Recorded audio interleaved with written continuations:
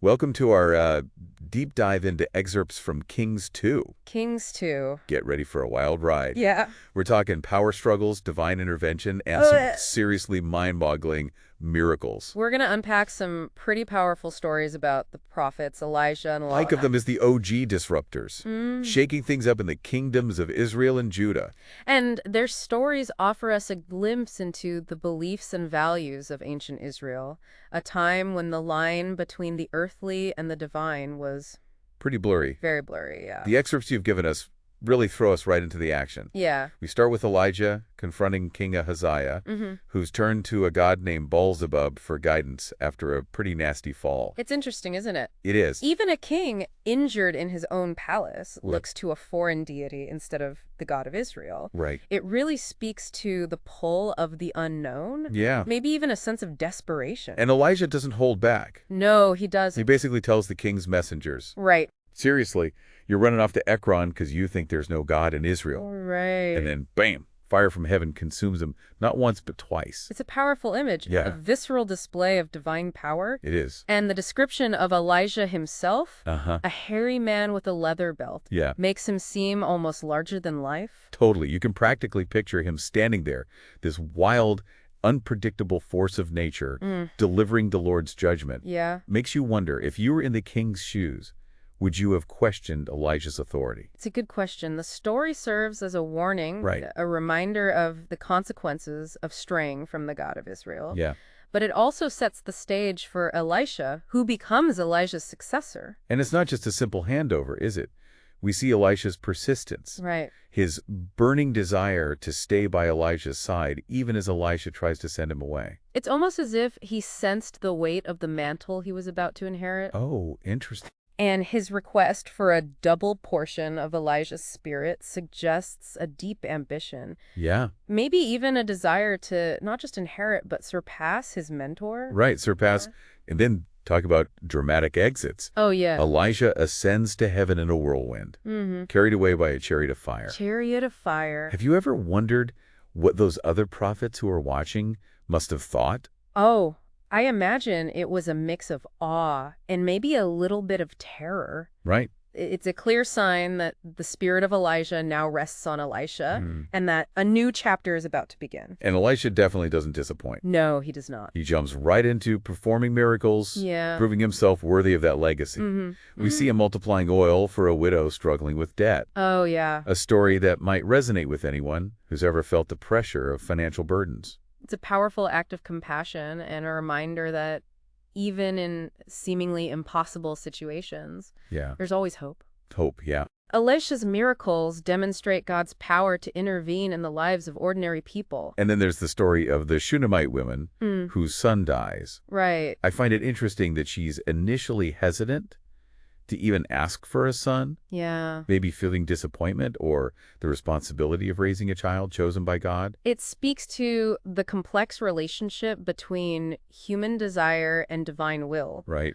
But when tragedy strikes, Elisha brings the boy back to life, Yeah. showcasing a connection to the divine that transcends the boundaries of life and death. It's a story that offers comfort and reminds us that even in the face of unimaginable loss, miracles can happen. Miracles can happen, absolutely. Elisha goes on to perform many other miracles, Yeah. making poison stew credible, healing Naaman's skin disease, Right. even making an axe head float. It's like he's a walking, talking demonstration of God's power. He is. But then there's the story of Gehazi, Elisha's servant, His servant. which takes a darker turn. Yeah, it does. Gehazi, driven by greed, tries to profit from Elisha's gifts. He's ultimately punished with leprosy, a stark contrast to Elisha's acts of generosity, Right. and a cautionary tale about the corrupting influence of power. It's a good reminder that even those closest to powerful figures can be tempted by greed, Yeah. and that there are consequences for exploiting the gifts given to others. It makes you think about the choices we make when we're presented with opportunities for personal gain, doesn't it? Absolutely. It raises questions about integrity Yeah. and the responsibility that comes with wielding any kind of influence. Elisha doesn't just perform miracles, though. No. He also finds himself tangled up in political intrigue, revealing the Syrian king's war plans to the king of Israel. Imagine the tension. Yeah, the tension. Elisha becomes a key player in the conflict, Yeah. using his prophetic knowledge to tip the balance of power. It really blurs the line between spiritual authority and political influence. Right. And then we come to the siege of Samaria, Oh, yeah. a time of unimaginable suffering and desperation. The text paints a grim picture. Yeah. A donkey's head souls for a fortune, people resorting to eating doves' droppings. Right. It's truly heartbreaking. These details really drive home the devastating consequences of war and famine, Right. pushing people to their absolute limits. Yeah. And in the midst of this despair, we hear the story of two mothers Yeah. driven to the unthinkable, Uh-huh. agreeing to eat each other's children just to survive. Wow, that's a powerful and disturbing image. It is. It really highlights the depths of their desperation. It's a stark reminder of the human cost of conflict. Right. How even the most basic instincts for survival can be distorted under extreme pressure. But in the midst of all this despair, Elisha remains steadfast in his faith, Right. prophesying that abundance will return. Mm. The king, understandably, is skeptical, Yeah. given the dire circumstances. It's easy to lose hope when faced with such overwhelming odds. Right.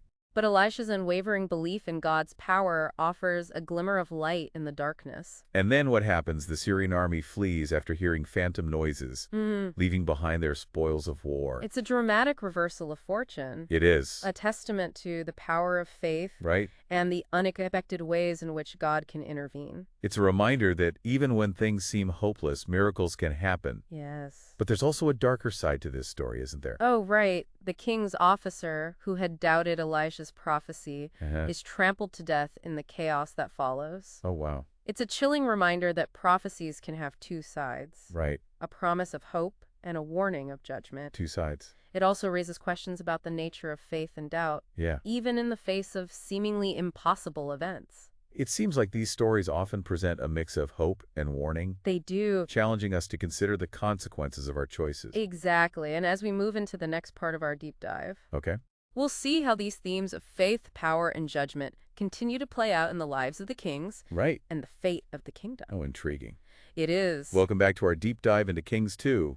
We left off with Elisha at the center of political intrigue and dramatic reversals of fortune. And as we delve further into these excerpts, we're going to see even more upheaval as the kingdoms of Israel and Judah face internal struggles and external threats. So let's talk about these kings. It seems like some of them started off strong, but then kind of took a turn for the worse. That's right. We see this cycle of faithfulness and corruption play out over and over again. Kings like Hezekiah and Josiah initiated reforms, leading their people back to the covenant with God.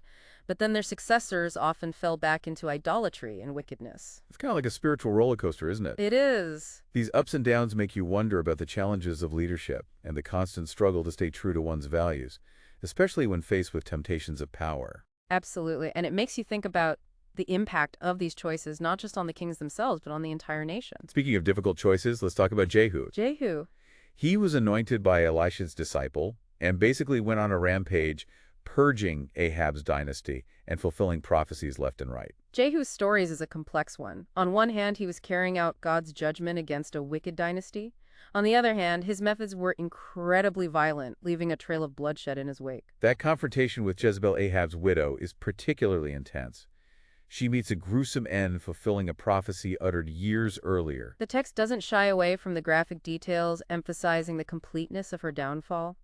It's a reminder that actions have consequences, and that even those in positions of power are not exempt from divine judgment. It's interesting how these stories weave together political intrigue, personal ambition, and divine intervention. It's like a soap opera with cosmic consequences. And just when you think things can't get any more dramatic, we come to the downfall of the northern kingdom Israel. Chapter 17 lays out the reasons: persistent idolatry, the Assyrian conquest, the resettlement of the land with foreigners, leading to a mix of religious beliefs and practices.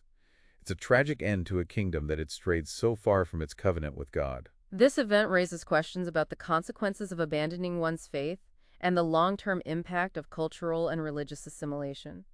It also highlights the fragility of national identity and the importance of staying true to one's core values. But even amidst the ruins, there's a glimmer of hope in the southern kingdom, Judah, with the rise of King Hezekiah. Hezekiah stands out as a king who genuinely sought to restore faithfulness and resist the Assyrian threat. He implemented sweeping reforms, removed idols, and even repaired the temple. It's like he was trying to hit the reset button, bringing the nation back to its spiritual foundations. Exactly, and his reign is marked by a deep sense of reliance on God, which is beautifully illustrated in his prayer when faced with Sennacherib's threats. It's a powerful prayer full of humility and trust, acknowledging God's sovereignty and pleading for deliverance. And the Lord responds in a dramatic fashion, sending an angel to strike down 185,000 Assyrian soldiers in a single night. Talk about divine intervention.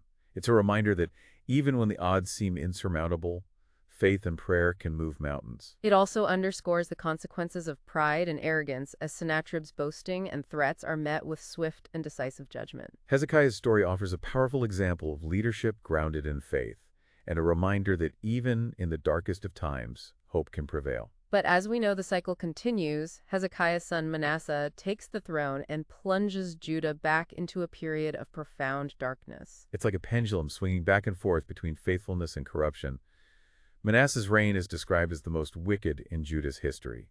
He embraced idolatry, even sacrificing his own son in the fire. That one act really highlights the depth of his depravity and the extent to which he had abandoned the covenant with God. It's a stark reminder that even within a nation chosen by God, the potential for evil and straying from the path of righteousness always exists. Manasseh's actions had dire consequences, leading to further prophecies of judgment and foreshadowing the eventual exile of the people of Judah. It's interesting how these stories highlight the interconnectedness of individual choices and national destiny. Right, the actions of the kings, whether righteous or wicked, have a ripple effect on the entire nation. But even Manasseh eventually repents, tearing down pagan altars, removing idols, and attempting to restore the worship of the Lord. It shows that even after committing terrible acts, there's always the possibility of repentance and seeking forgiveness. But the damage had been done, and the consequences of his actions continued to unfold. It's like a cautionary tale reminding us that while forgiveness is possible, the consequences of our choices can have a lasting impact. And this brings us to Manasseh's grandson, Josiah, who becomes king at the tender age of 8. Josiah's story is one of remarkable reform and renewal. He embarked on a mission to eradicate idolatry, restore the temple, and bring the nation back to the covenant with God. His reign is a bright spot in Judah's tumultuous history, a testament to the power of genuine repentance and the possibility of restoring what had been broken. One of the most pivotal moments in Josiah's reign is the rediscovery of a book of the law during the temple renovation. Imagine the impact of this discovery. The people of Judah had essentially lost their spiritual compass, and finding the book of the law was like rediscovering their core values and the blueprint for their relationship with God. It's like finding a lost treasure map that leads you back to your true identity. Exactly. And Josiah's reaction is so powerful. He tears his clothes in grief, realizing how far the nation had strayed, and immediately launches a sweeping campaign of religious reform. He destroys idols, desecrates pagan shrines, and even purges the land of those who practice magic and divination. It's like he's trying to cleanse the nation from the inside out, wiping the slate clean and starting fresh. His efforts were comprehensive and far-reaching, extending beyond the borders of Judah. He even dismantled the altar at Bethel, which had been a center of idolatry since the time of Jeroboam. It's a bold move, showing his unwavering commitment to eradicating idolatry and fulfilling the word of the Lord. Josiah's passion for reform is truly inspiring. It makes you think about the power of one person's dedication to make a difference. He even reinstituted the Passover celebration, a festival commemorating the Lord's deliverance of Israel from slavery in Egypt. It's a symbolic act connecting the present generation to their past and reminding them of God's faithfulness and his covenant with his people. But sadly, even with all his efforts, Josiah's reign ends in tragedy. He foolishly engages in a battle with Pharaoh Necho of Egypt and is fatally wounded. It's a heartbreaking end to a reign filled with so much promise and accomplishment. Josiah's death marks a turning point in Judah's history. It's a final flicker of hope before the impending darkness of exile. With Josiah gone, the stage is set for the final act in this drama. Pharaoh Necho installs Josiah's son Jehoahaz as a puppet king, but his reign is short-lived. Jehoahaz is quickly deposed and replaced by his brother Eliakim, who is renamed Jehoiakim by Pharaoh Necho.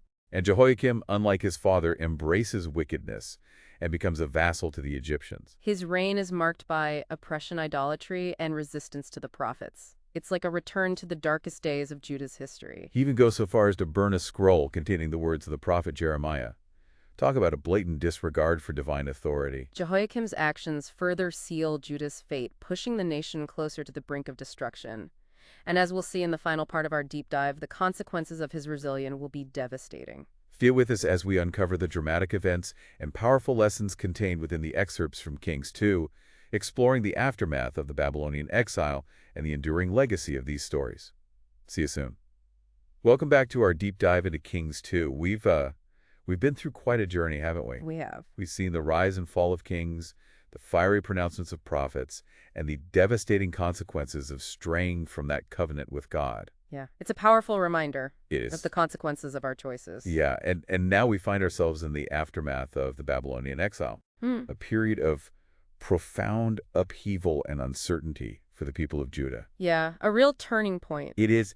It's hard to imagine what it must have been like for them losing their homeland, their Right. king, their temple. Everything familiar. Everything. It's like a moment of reckoning, isn't it? Absolutely. It forces them to confront the shattered remnants of their world Yeah. and to grapple with the consequences of their choices. Right, but even amidst the despair, Hmm. you see a glimmer of hope emerging. A glimmer of hope, yeah. The Babylonian king, Cyrus, Mhm. issues a decree allowing the exiled Jews to return to Jerusalem and rebuild their temple. It's a surprising turning events, wouldn't you say? It is surprising. Considering everything that's happened, Right, it's an act of grace that paves the way for a new chapter in Judah's story. it does. And as the people return, they bring with them the lessons learned from their exile, Oh, the interesting. consequences of idolatry and disobedience, the fragility of human power, and the enduring faithfulness of God.